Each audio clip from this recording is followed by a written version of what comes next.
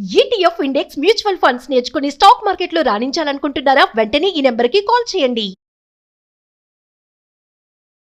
నమస్కారం, నేను మీ సంగీత. ధర్మస్థలలో ఇప్పటి వరకు తవ్వకాలు కంటిన్యూగా కొనసాగుతూనే ఉన్నాయి. ఎవరైతే ఆ నల్ల ముసుగులో ఉన్న వ్యక్తి ఎక్కడెక్కడైతే 13 స్పాట్లలో నేను ఇక్కడ పాతి పెట్టడం జరిగింది అని చెప్పేసి ఆయన గుర్తించాడో ఆ ప్లేస్లన్నిటిలో కూడా తవ్వకాలు కొనసాగించాలని చెప్పేసి సిట్ అధికారులు దానికి తగిన చర్యలన్నీ చేపడుతూ వెళ్తూ ఉన్నారు. ఇప్పటి వరకు కూడా ఏదైతే 9 ప్లేస్లలో కూడా తవ్వకాలు జరుగుతూ వస్తున్నాయి. అయితే ఒక్కసారి మనము దీని గురించి పూర్తిగా మాట్లాడుకుంటే 1995 టు 2014 వరకు కూడా ఎక్కడైతే ఆ కర్ణాటకలోని బెల్తంగడ్ పోలీస్ స్టేషన్ పరిధిలో కొన్ని బాడీస్ చనిపోతే ఖచ్చితంగా పోస్ట్ మార్టం రిపోర్ట్ ఉంటుంది. దాంట్లో వ్యక్తికి సంబంధించిన డీటెయిల్స్ కానివ్వండి, అదే అంటే అన్నోన్ బాడీ కానివ్వండి, లేదంటే ఎవరైనా చనిపోయినా కూడా ఎలా చనిపోయారు, ఎందుకు చనిపోయారు, ఏ కారణాల వల్ల చనిపోయారు, వారి పోస్ట్ మార్టం రిపోర్ట్ లో ఏ విధంగా చనిపోయారు అనేది కూడా పూర్తి డీటెయిల్డ్ గా రాసి ఉంటుంది. అవన్నీ కూడా పోలీస్ స్టేషన్ పరిధిలో ఖచ్చితంగా నమోదై ఉంటాయి.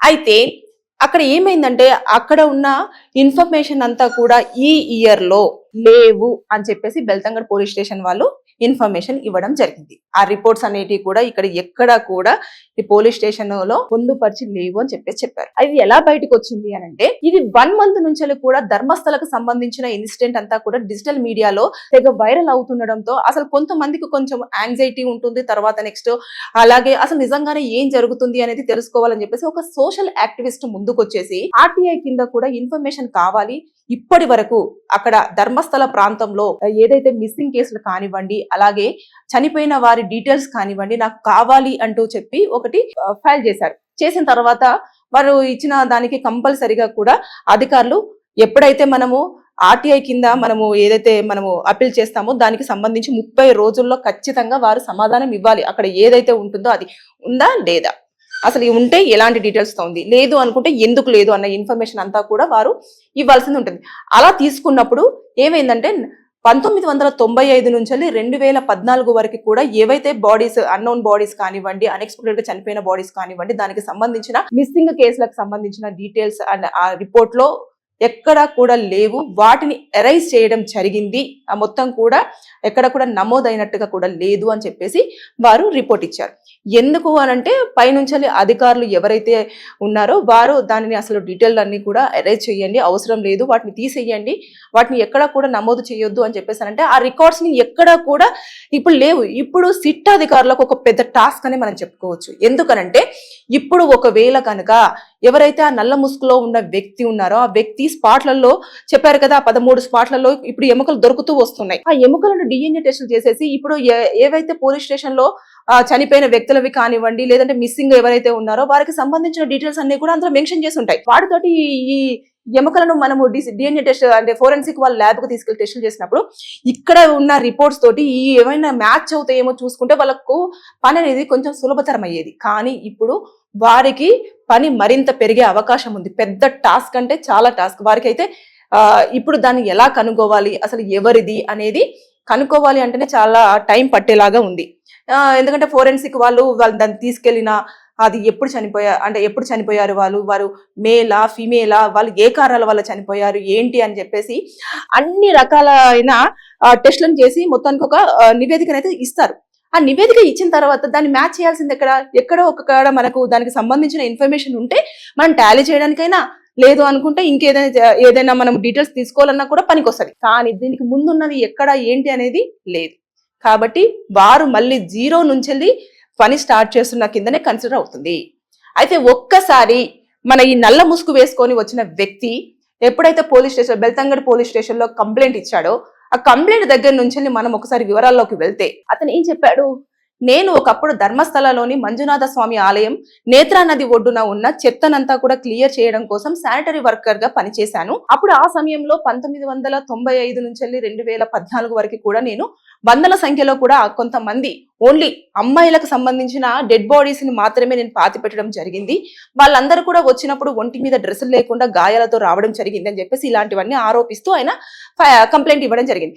ఇచ్చిన తర్వాత అతనికి దగ్గర పోలీసులు స్టేట్మెంట్ తీసుకున్నారు, రికార్డెడ్ స్టేట్మెంట్ తీసుకున్నారు. అప్పుడు ఆయన ఆ రికార్డ్ స్టేట్మెంట్ లో ఏమైతే పాయింట్స్ చెప్పారో, ఎప్పుడైతే ఇది వచ్చిన తర్వాత వెంటనే ఇమీడియట్ గా ఈ లోకల్ ట్రయల్ కోర్ట్స్ దగ్గర కూడా తీసుకెళ్లారు. తీసుకెళ్ళినప్పుడు కూడా జడ్జి ముందు కూడా ఆయన మళ్ళీ అక్కడ ఒక సెకండ్ రికార్డు కూడా వాయిస్ రికార్డు కూడా వారు స్టేట్మెంట్ తీసుకోవడం జరిగింది. అంటే ఫస్ట్ టైం పోలీస్ స్టేషన్ లో, సెకండ్ టైం జడ్జి గారి ముందు ఇవ్వడం జరిగింది. అక్కడ కూడా ఏమీ మార్పులు చేయలేదు. అంటే అతను ఇప్పుడు పోలీస్ స్టేషన్ లో ఏమైతే చెప్పారో అదే విధంగా జడ్జి ముందు కూడా చెప్పారు. చెప్పిన తర్వాత అప్పుడు అక్కడ జడ్జి కూడా దీన్ని పరిశీలించడం చేశారు.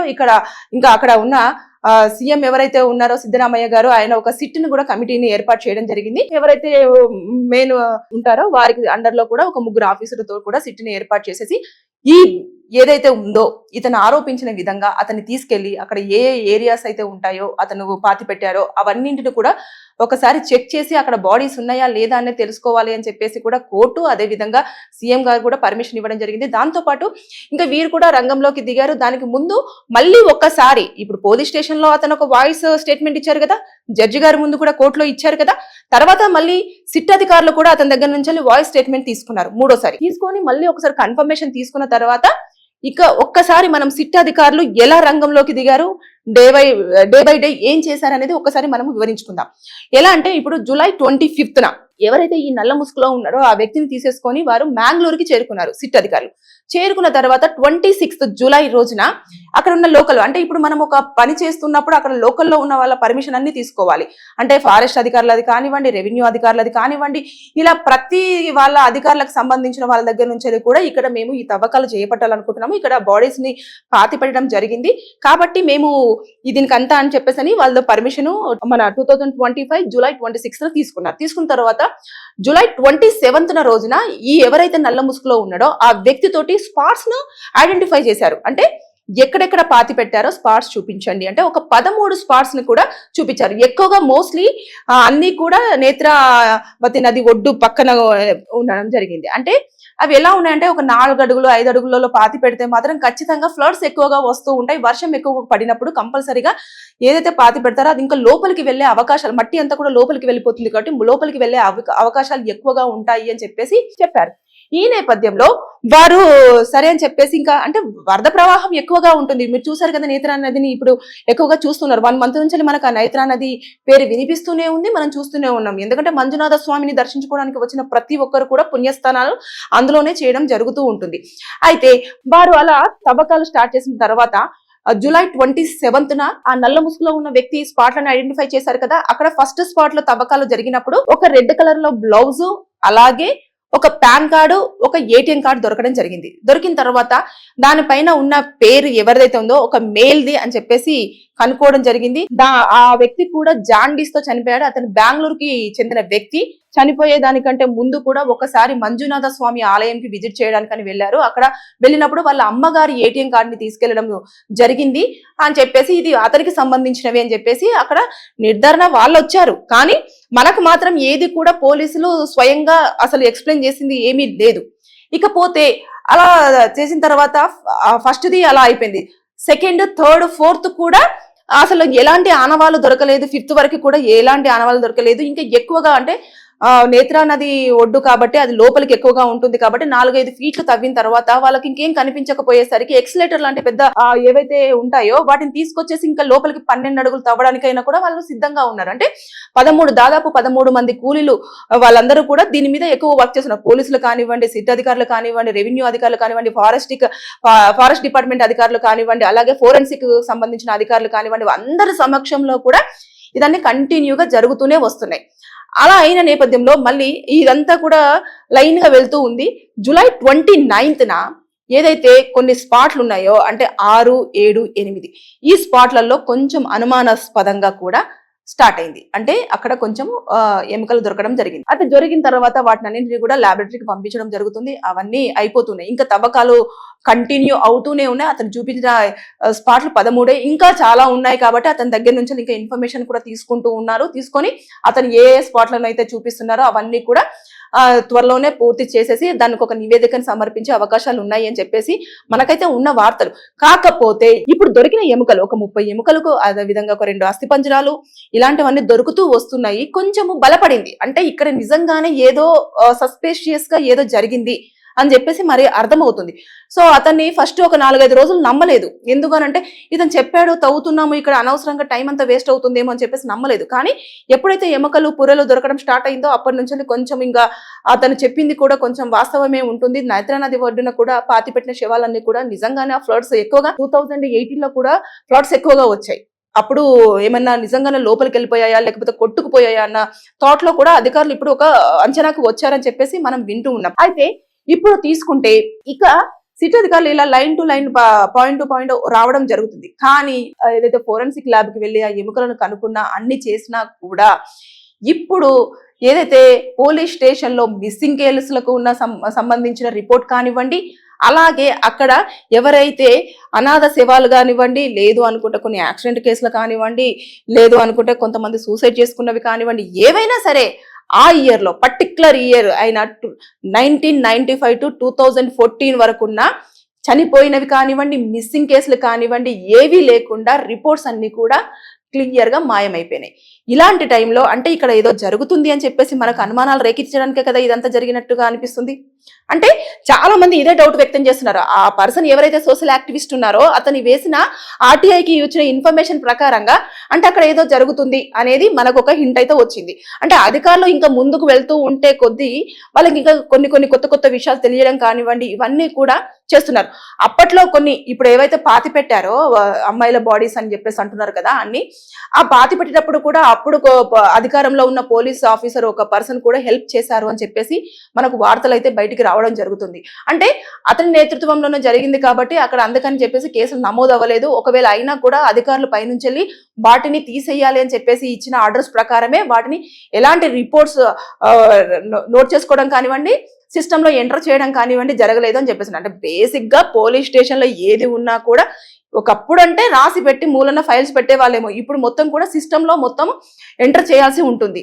సో 1995 to 2014 వరకు వదిలేసినా కూడా ఇప్పుడైతే మనము చూసుకుంటే అన్ని సిస్టమ్ లోనే ఉంటాయి. అప్పుడైతే రిపోర్ట్స్ అన్ని కూడా రాసి ఉంటుంది. ఒక అప్లికేషన్ ఫామ్, వాళ్ళ డీటెయిల్స్ ప్లస్ తర్వాత ఎలా ఉంటుంది, హాస్పిటల్ నుంచి తీసుకున్న పోస్ట్ మార్టం రిపోర్ట్ అన్ని కూడా అటాచ్ చేసేసి అక్కడ పెడతారు. ఎప్పుడైనా మనకు ఏదైనా కేసుకు సంబంధించిన రిలేటెడ్ గా మనకి ఇన్ఫర్మేషన్ కావాలి అనుకున్నప్పుడు దానికి సంబంధించిన డీటెయిల్స్ అన్ని మనం అక్కడ నుంచి తీసుకోవడం జరుగుతుంది. కానీ ఇప్పుడు ఈ కేసు ఇంకా క్రిటికల్ గా మారే అవకాశాలు ఉంది. అంటే ధర్మస్థలిలో ఏం జరిగినా కూడా బయటికి రావద్దు అన్న నేపథ్యంలోనే ఇలాంటివన్నీ జరిగాయి అని చెప్పేసి వార్తలు ఇప్పుడు మళ్ళీ తెర మీదకి రావడం జరుగుతుంది. అంటే ఏదేమైనా సరే ఇంకా ముందు ఇంకా ఏం వినబోతామో ఏం చూడబోతామో అని చెప్పేసి చాలా మంది కూడా ఫింగర్స్ క్రాస్ చేసుకొని ఉండడం జరిగింది. ఏదేమైనా సరే కానీ ఇక్కడ మాత్రం ధర్మస్థల పెద్ద హాట్ టాపిక్ గానే ఒక నెల రోజుల నుంచి వెళ్ళి సోషల్ మీడియాలో తెగ వినిపిస్తూనే ఉంది. ఇంకా రాను తవ్వకాలు జరుపుతున్న కొద్దీ ఏదైతే నల్ల ముసుగు వేసుకున్న వ్యక్తి ఎవరైతే ఉన్నారో ఆయన చాలా కాన్ఫిడెంట్ గా చాలా క్లియర్ గా ఉన్నాడు. అంటే ఎంతమంది ఎన్ని చెప్తున్నా సరే అసలు నిజంగానే ఉన్నాయా లేదని ఒక అనుమానాలు వ్యక్తం చేస్తున్నా, లేదు అంటే ఇతను ఏమైనా నిజంగానే పిచ్చోడా అని చెప్పేసి చూస్తున్నా కూడా అతను మాత్రం చాలా క్లియర్ గా చాలా క్లారిటీగా ఇక్కడ అని చెప్పేసి చాలా నీట్ గా కూల్ గా చెప్పడం జరుగుతుంది. అంటే ఎవరైనా ఏమన్నా అనుకోండి, నేను చేసిన పనిని నేను దానికి ఒక సొల్యూషన్ తీసుకురావాలనుకుంటున్నాను, నేను పడ్డ గిల్టీనెస్ ని ఖచ్చితంగా తీసేసుకోవాలనుకుంటున్నాను అని చెప్పేసి అన్న ఒక థాట్ లోనే ఉండి ఆయన మాత్రం అధికారులకు సహకరిస్తున్నారు. అధికారులు కూడా అతను చెప్పిన దాని ప్రకారంగానే అతని అండర్ లోనే ప్లస్ తర్వాత ఇంతమంది అధికారులందరూ కలిసి అక్కడ తవ్వకాలు జరుపుతున్నారు. ఇంకా రాను రోజుల్లో మనం ఎలాంటి వార్తలు వినాల్సి వస్తుందో అక్కడ ధర్మస్థలి గురించి ఇంకా పెద్ద ఎత్తున కూడా మనము చూస్తున్నాం. అక్కడ ప్రజలు కూడా గలము ఒకప్పుడు విప్పారు. సో మంజునాథ స్వామి ఆలయం దగ్గర ఉన్న వాళ్ళు మాత్రం ఇదంతా తప్పు అని కొట్టేస్తుంటే ఆ చుట్టుపక్కల ఉన్న వాళ్ళు, ధర్మస్థలికి చుట్టుపక్కల ఉన్న ప్రాంతాలలో ఉన్న వాళ్ళు మాత్రం ఖచ్చితంగా ఇక్కడ నిజంగానే ఇలాంటివి జరిగాయి, చాలా మంది అటవీ ప్రాంతంలో ఉన్న వాళ్ళందరూ కూడా మిస్ అయిపోయారు, అలాగే చనిపోవడం జరిగింది అని చెప్పేసి చెప్తున్నారు. సరే ఇంకా కొన్ని రోజులు వేసి చూస్తే ఎవరైతే ఎస్ఐటి ఉన్నారో వాళ్ళందరూ కూడా ఒక నివేదికను సమర్పించడానికి అన్ని ఏర్పాట్లు చేసుకుంటున్నారు. ప్లస్ తర్వాత ఎక్కడొక్కడ ఎముకలు దొరికినవన్నీ కూడా ల్యాబొరేటరీకి పంపించడం కానివ్వండి అవన్నీ చేస్తున్నారు కదా. వారి రిపోర్ట్ మీద ప్లస్ తర్వాత ఇంకా రానున్న రోజుల్లో ఇంకా మనం ధర్మస్థలంలో ఏం జరగబోతుందో అని ఇంకా చూడాల్సిందే అంత తప్పించి ఇంకా మనం ఇలా వస్తుందేమో అని చెప్పేసి ఊహించుకోవడానికి అయితే ఇప్పుడు ప్రస్తుతానికి ఏమీ లేదు. అన్ని వాళ్ళు అధికారులు ఎలా అయితే వెళ్తున్నారో ఏమైతే తీస్తున్నారో అవన్నీ కూడా మనకు ఎప్పటికప్పుడు మీడియా వాళ్ళు కూడా అందజేస్తూ ఉన్నారు. ప్లస్ తర్వాత అక్కడ ఇన్ఫర్మేషన్ అంతా కూడా అధికారులు మాత్రం ఒక్కటి కూడా బయటికి పాస్ చేయట్లేదు. రీజన్ ఏంటంటే వాళ్ళు అన్ని క్లియర్ గా ఉన్న తర్వాత వాళ్ళకు ఒక స్ట్రిక్ట్ ఇన్స్ట్రక్షన్ కూడా ఉంది. ఏంటంటే మొత్తం పూర్తి స్థాయిలో నివేదిక వచ్చిన తర్వాత అది కంపల్సరిగా కోర్టులో ప్రొడ్యూస్ చేయాలి, తర్వాత సీఎం గారి దృష్టికి తీసుకెళ్లాలి. కాబట్టి వారు మాత్రం మీడియా ముందుకు రావడం కానివ్వండి, మీడియాకి ఇలా వచ్చింది అలా వచ్చింది అని చెప్పేసి చెప్పడం కానివ్వండి ఎక్కడ చేయట్లేదు. అది మనము ఇన్నర్ గా తెలుసుకొని మనం అక్కడ చూస్తున్న దాని ప్రకారంగానే ఓపెన్ గానే మొత్తం తవ్వకాలు జరుగుతున్నాయి కాబట్టి దూర ప్రాంతాల నుంచి చూసి దాన్ని అనౌన్స్ చేస్తున్నారే తప్పించి అధికారులు నిజంగానే ఇలా దొరికింది, ఇలా జరిగింది, ఇలా చేస్తున్నాము, ఇక్కడికి వెళ్తున్నాము, ఇదంతా ఏమీ లేదు. సో అధికారులు మాత్రం చాలా వర్షాలు వస్తున్నా ఏం వస్తున్నా సరే వారికి ఇచ్చిన ఇన్ టైంలో కంపల్సరిగా ఈ ధర్మస్థలికి కేసుకు సంబంధించిన దాన్ని వాళ్ళు ఎలాగైనా సరే ఛేదించాలన్న దాంట్లోనే ఉన్నారు. సో సిట్ అధికారుల యొక్క నివేదిక ఎప్పుడు రాబోతుందో, లేకపోతే ఇంకా తవ్వకాలు ఇంకెంత వందల సంఖ్యలో అంటున్నారు కాబట్టి ఇంకేం ప్లేసెస్ ఆయన ఐడెంటిఫై చేస్తాడో ఇవన్నీ వేచి చూడాల్సిందే. Thank you.